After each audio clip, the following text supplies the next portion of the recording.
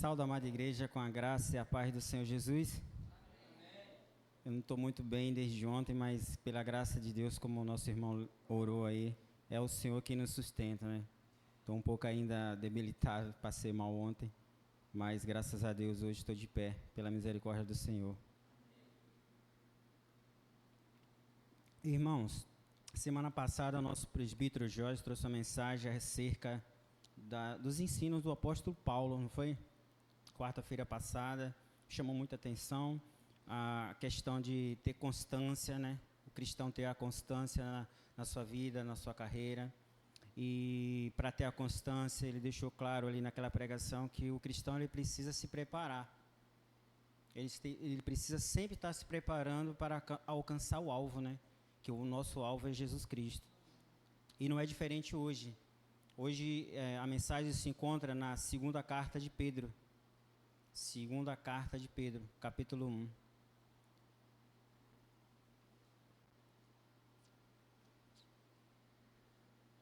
Nós vamos ler o versículo 1 até o 8.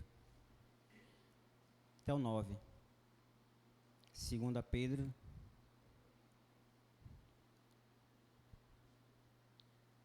Eu estou usando a versão Almeida Corrigida Fiel, mas aqui é ARA, né? Mas pode ser, não vai ter muita diferença os pontos que eu vou tratar, e quando tiver diferença eu vou falar para vocês. São palavras similares, tipo temperança e domínio próprio. São assim coisas que bem parecidas, mas que não vai mudar o sentido da pregação. Então vamos ler o que Simão Pedro se identifica aqui no versículo 1. Diz assim as Escrituras: Simão Pedro, servo e apóstolo do Senhor Jesus, aos que conosco alcançaram fé igualmente preciosa pela justiça do nosso Deus e Salvador Jesus Cristo. Agora cumprimento, né?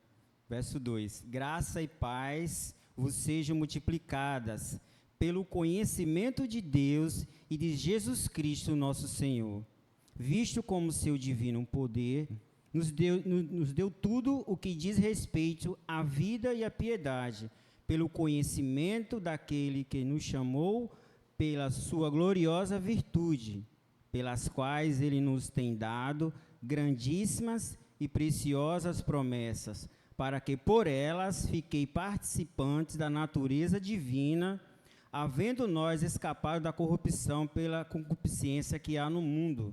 Verso 5. E vós também, pondo nisto mesmo toda a diligência, acrescentai à vossa fé a virtude, e a virtude o conhecimento, e o conhecimento a temperança, e a temperança a paciência, e a paciência a piedade, e a piedade o amor fraternal, e ao amor fraternal ao amor, que é o último mandamento, até aqui. Queridos, o tema de hoje, eu poderia começar falando sobre as grandíssimas e preciosas promessas do Senhor, ou também poderia falar sobre as virtudes de Jesus Cristo, mas vamos deixar em grandíssimas e preciosas promessas que Deus tem nos dado, nos feito, como diz o texto aqui que lemos. Então, o nosso propósito hoje é despertar isso nos irmãos, para que você acrescente a sua fé às virtudes de Cristo.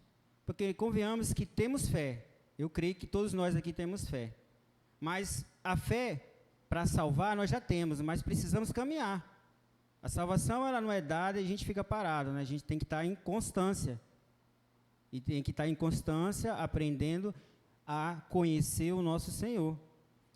O panorama dessa carta de Pedro, ela é baseada no conhecimento. Ela começa aqui no capítulo 1, que fala sobre muitas das vezes sobre o conhecimento, e ela termina também falando sobre o conhecimento.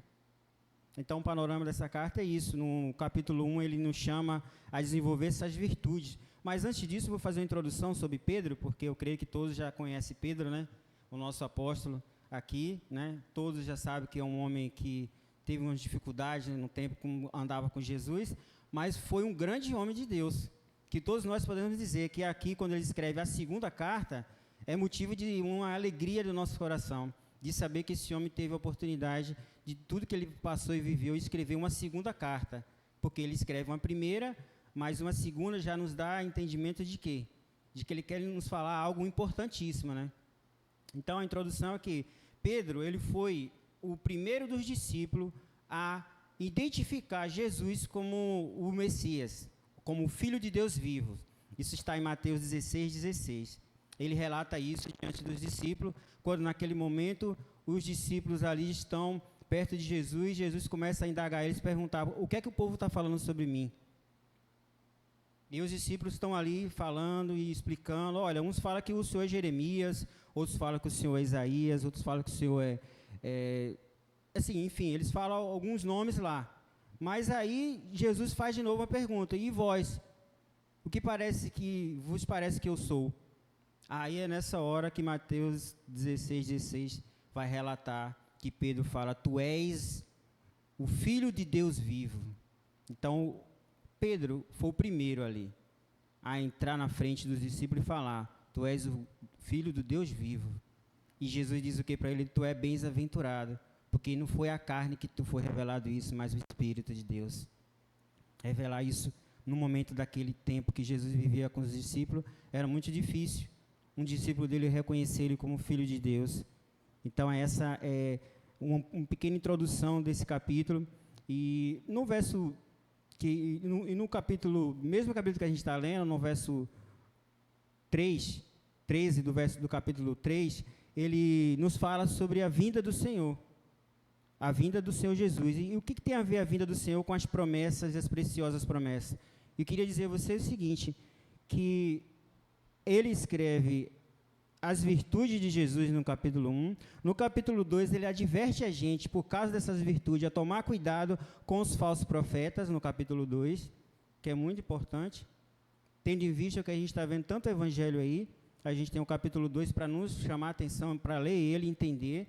E no 3, ele vai falar sobre a vinda de Jesus, que ele vai falar sobre essas grandíssimas e preciosas promessas. Entendemos por grandíssimas e preciosas promessas seguintes. São preciosas porque é uma realidade presente e futura. A volta de Jesus, ela é algo precioso, grandíssimo na nossa vida presente e futura. Então, isso, pelo tema que eu disse a vocês, ela nos traz isso na vinda do Senhor. E ela é grande porque vai além de qualquer imaginação humana. Quem é o ser humano que pode imaginar como será a vinda de Jesus?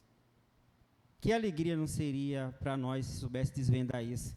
A Bíblia, ela nos dá alguns paradoxos, algumas situações que a gente pode até imaginar como será glorioso para mim e para você que é cristão, aguardando aqui, estudando, meditando, guardando as promessas do Senhor, porque ela é muito grande.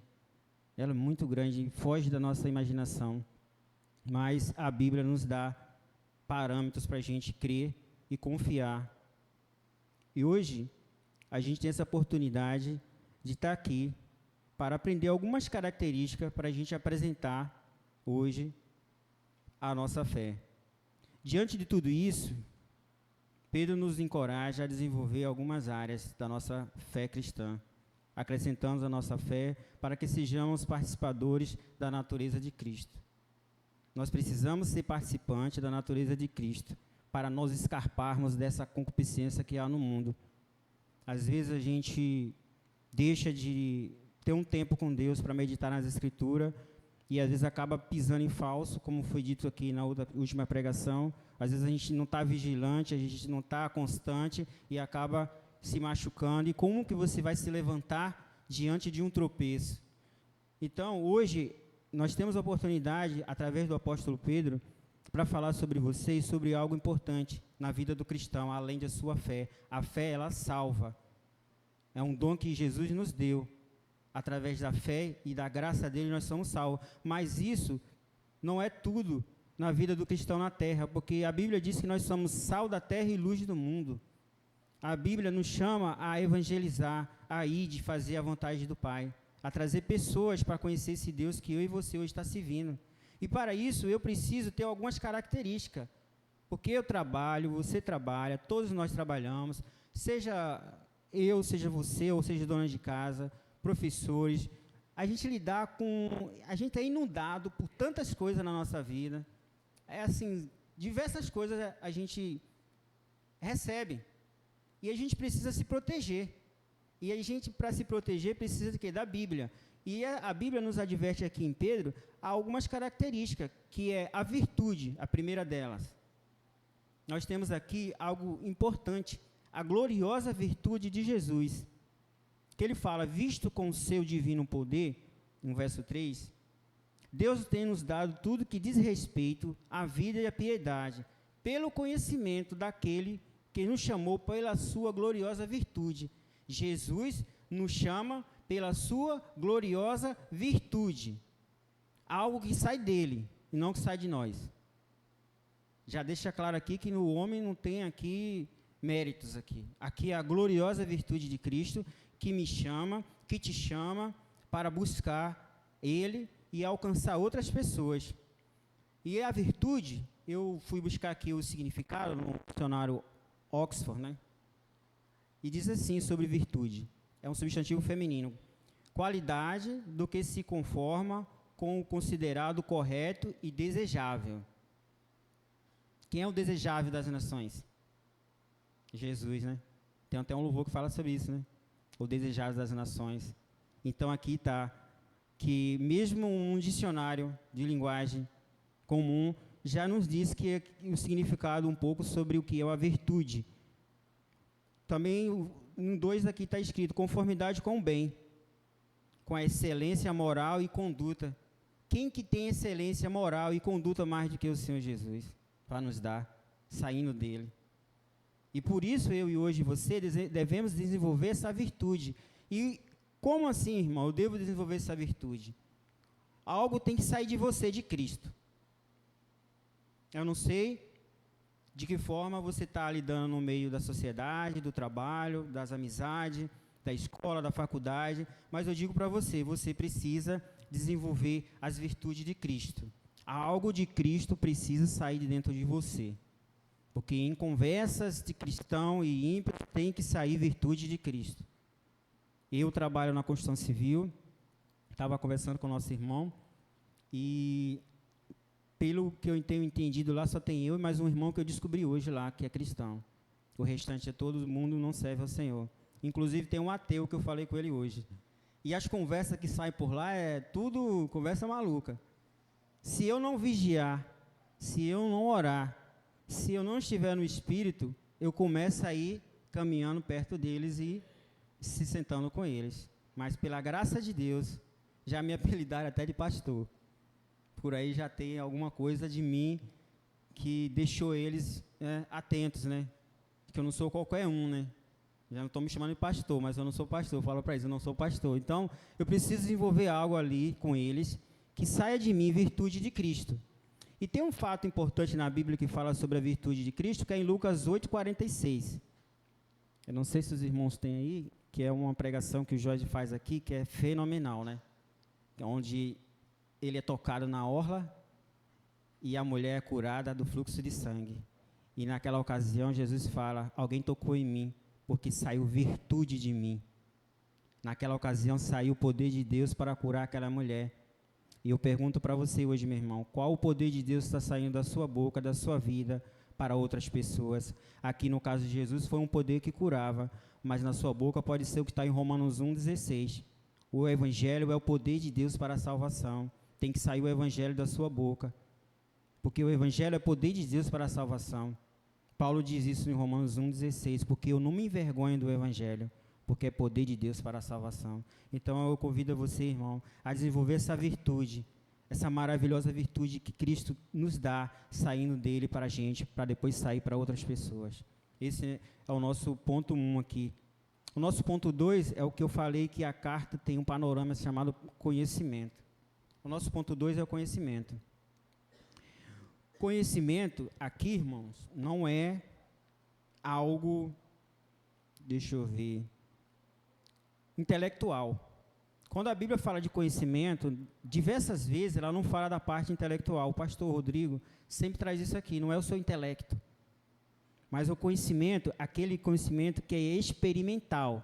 Você experimenta de Cristo, você o conhece, e aí aquele poder transforma você. Não é possível que a pessoa experimentou de Cristo e não é transformado. Isso eu posso dizer com propriedade pelas Escrituras, que é impossível a pessoa ter algo de Jesus, um conhecimento experimental, e eu posso falar aqui do apóstolo Paulo, para você como exemplo. Quando ele experimentou, naquela visão, Jesus Cristo, como que aquele homem foi transformado e transformou a vida de milhares, e até hoje é transformado milhares e milhares de vidas através do apóstolo Paulo. Então, a gente pode crer aqui, pelas Escrituras, que é algo experimental, aquilo que você experimenta de Jesus. Eu não sei como você está hoje, mas eu sei que você e eu precisamos experimentar de Jesus, pelo conhecimento, pelas suas virtudes.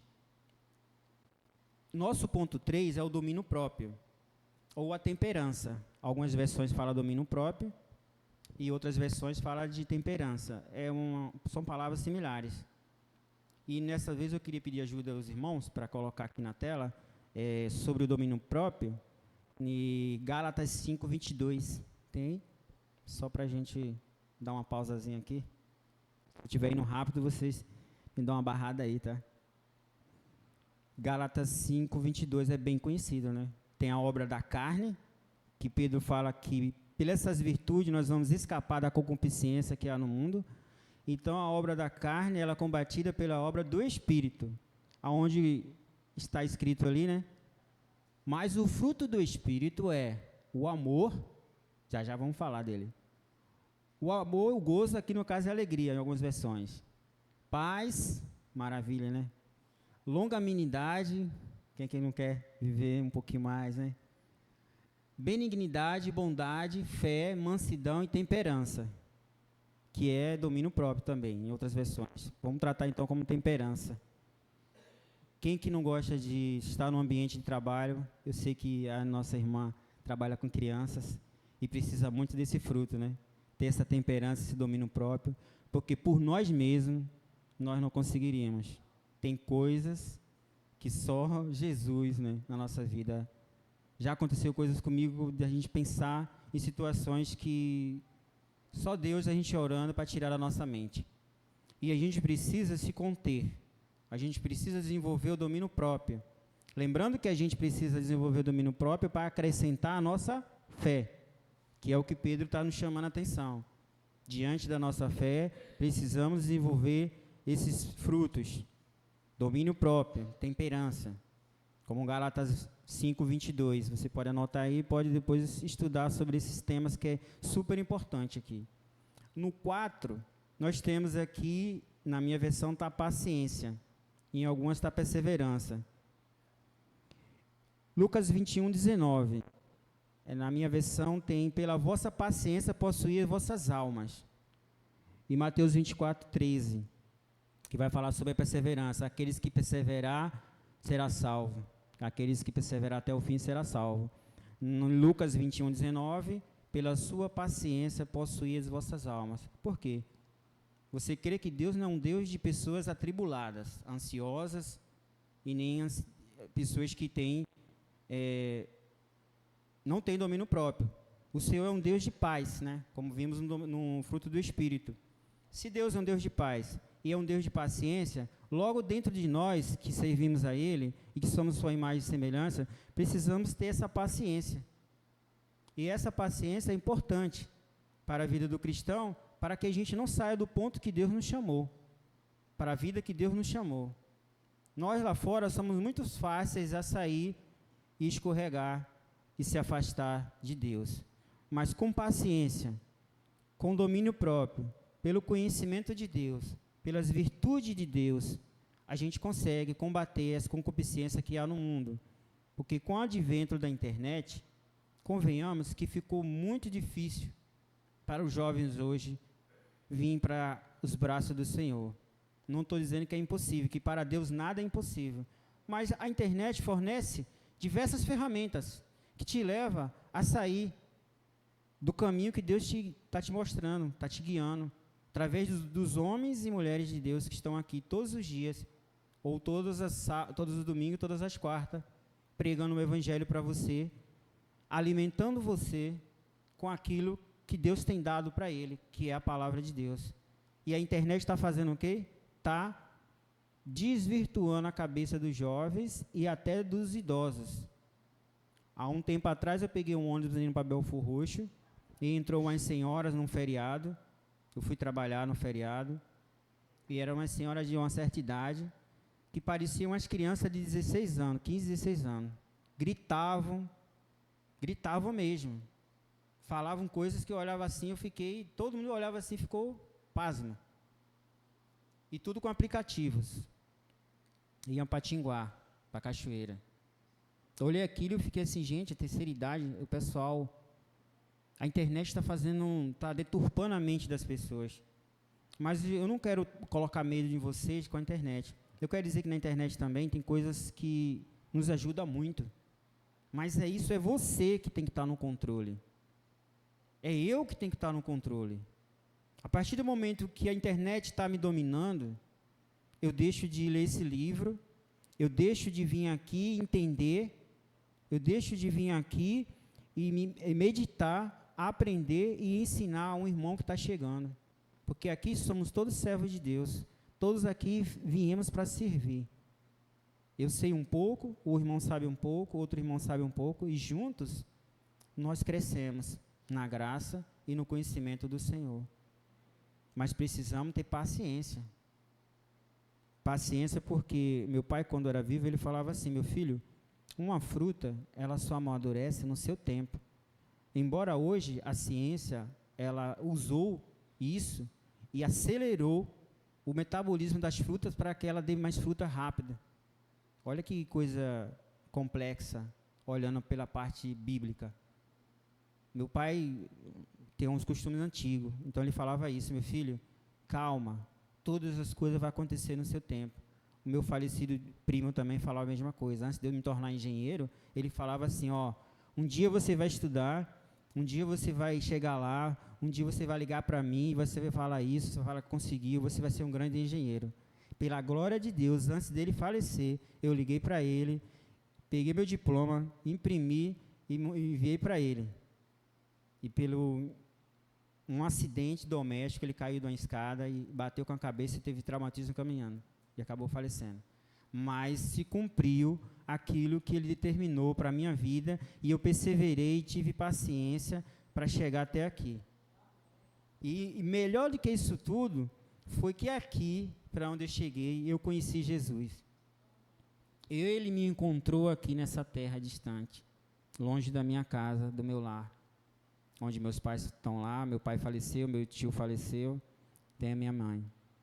Então tenha paciência, jovem, tenha paciência, idoso, adulto, tenha paciência, porque o nosso Deus é um Deus de paciência, de pessoas que sabem esperar em Deus, que sabem esperar o momento certo, que sabem esperar ouvir a voz de Deus. Amém? O ponto 5, nós vamos falar um pouco sobre piedade. A piedade, semelhança com Deus.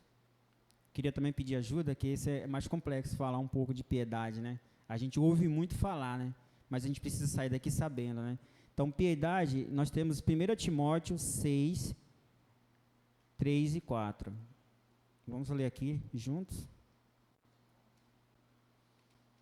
Dizer que piedade é semelhança com Deus ainda falta alguma coisa para mim e para você entender. Então, vamos entender pela luz das Escrituras.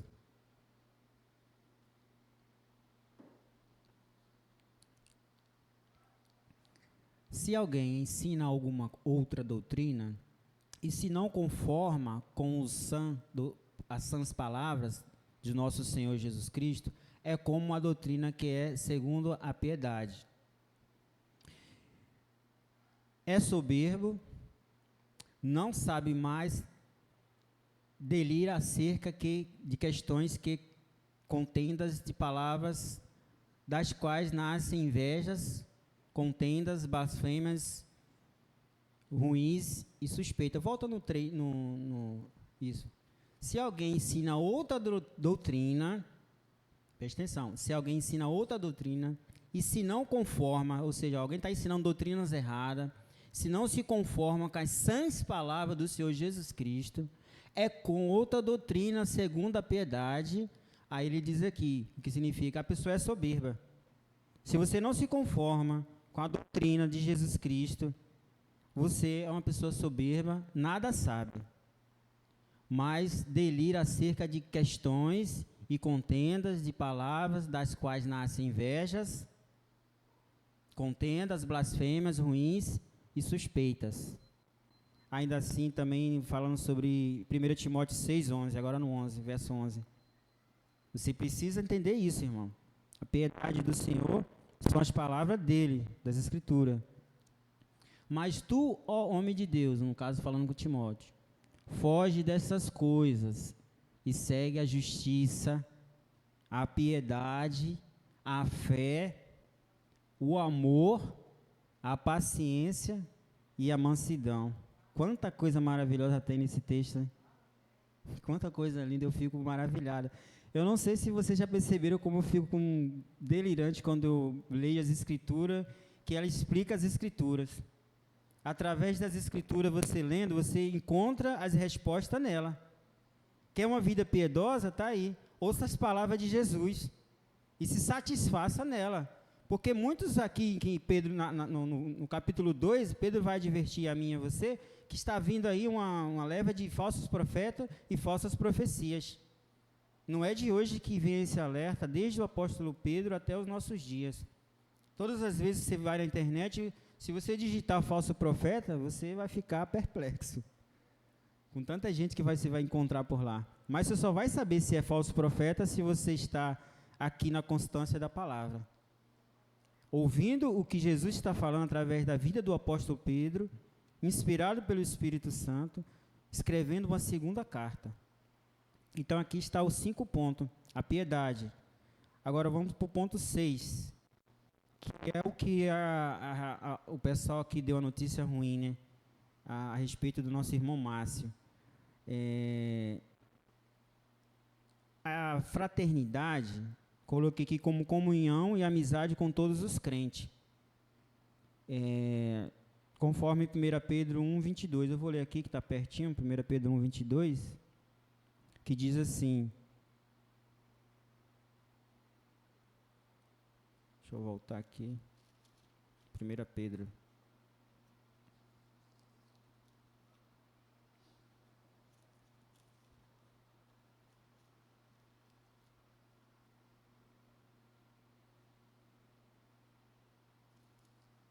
eu acho que não é isso não.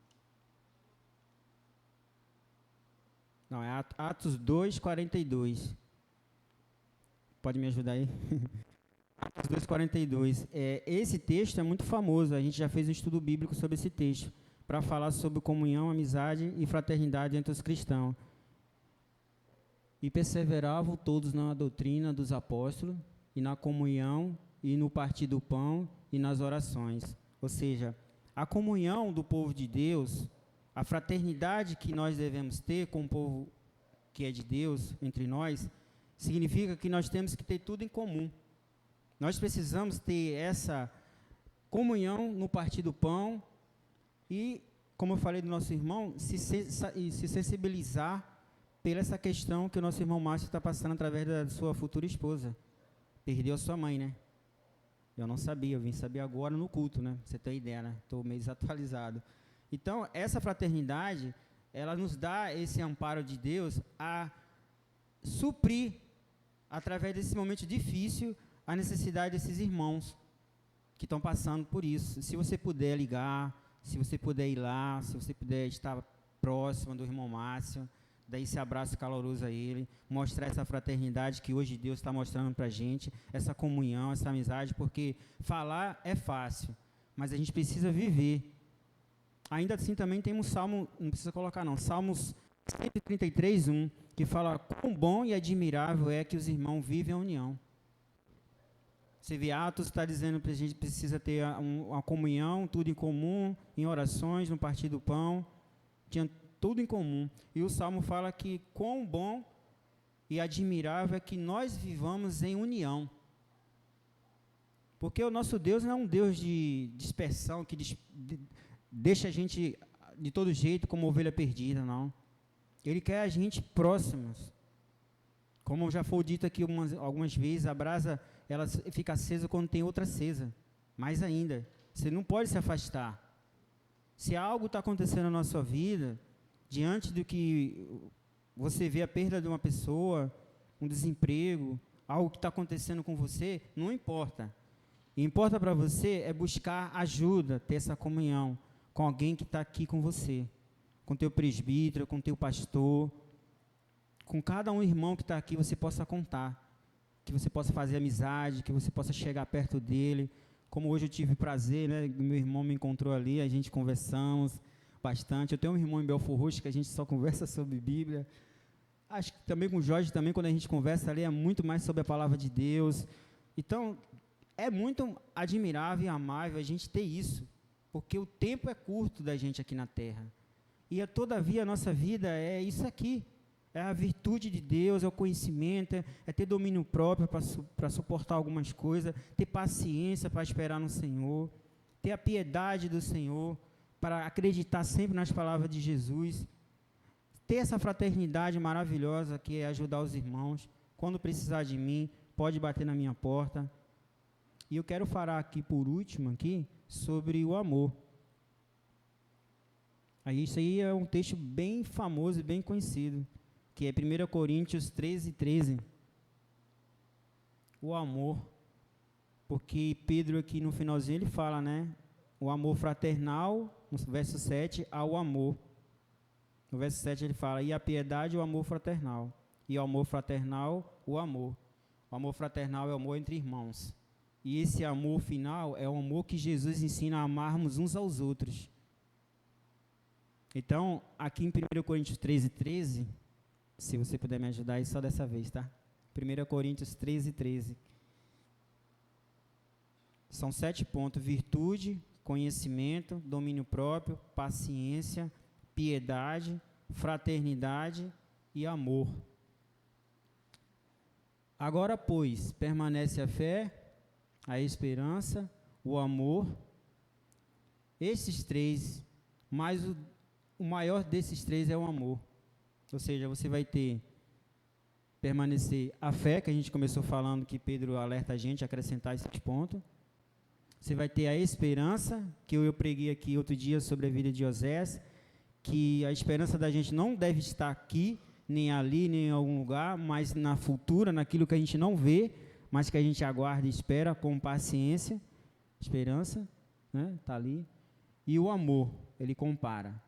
E aí ele fala que desses três aí, o amor é o maior deles, que é o fim de tudo, é o auge do crescimento espiritual do cristão.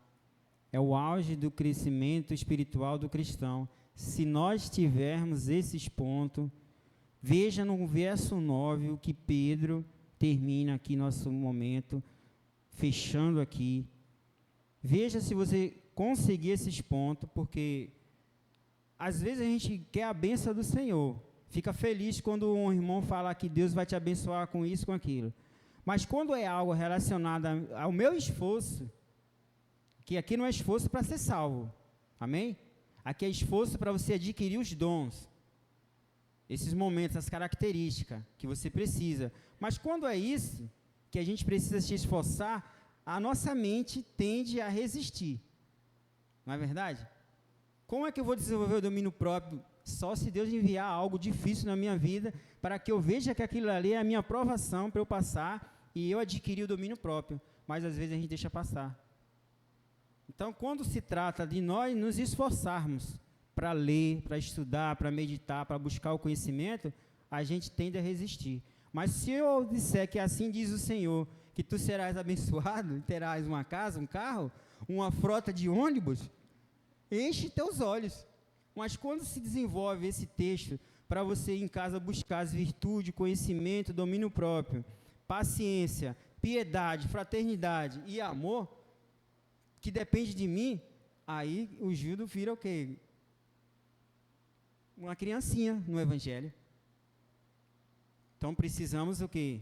Chegar aqui no verso 9 do capítulo 1 de Pedro, porque ele diz assim: pois aquele A quem não há estas coisas, que foi o texto lá de Timóteo, é cego, nada havendo ao longe, havendo se esquecido da purificação dos antigos pecados. Veja se não é.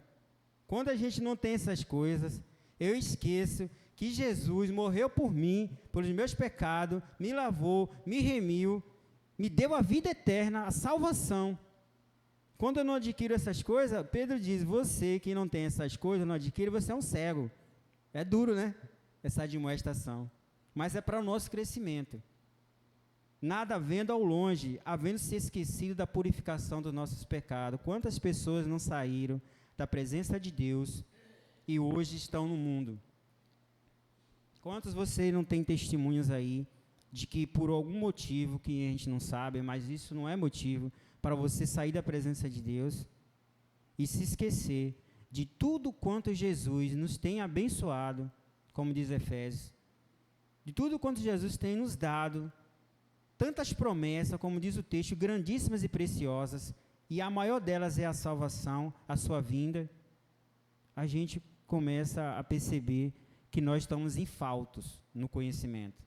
Ainda somos crianças, mas quando a gente tem irmãos que nos amam e nos admoesta a crescer na constância, nas Escrituras, buscando no Senhor cada dia, não precisa correr, sair atropelando, mas não, você precisa ter os estudos em dias, meditar nos textos, conferir nas Escrituras o que está sendo dito, para não sair aí fora recebendo comida estragada, como a que eu comi, a esfirra lá que eu comi, que passei mal, mas graças a Deus eu estou bem. Então, assim, voltando aqui, fazendo essa referência à Bíblia como nosso alimento, a gente precisa comer essa comida que ela é uma comida eterna.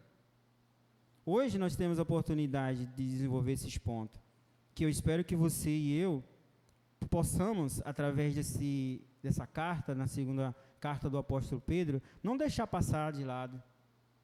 E eu queria terminar dizendo o seguinte, aqui no verso 14, do capítulo 1 ainda, tem uma coisa que eu quero fechar, já fechando, me chama a atenção para esse homem de Deus chamado Pedro também. Além de tudo isso que a gente viu, de todos esses ensinos, algo me chamou também a atenção, que é motivo até de um estudo depois.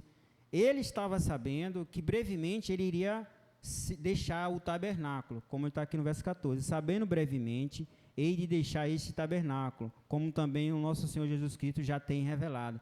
Jesus provavelmente revelou a Pedro que ele não viveria mais, chegaria o seu tempo.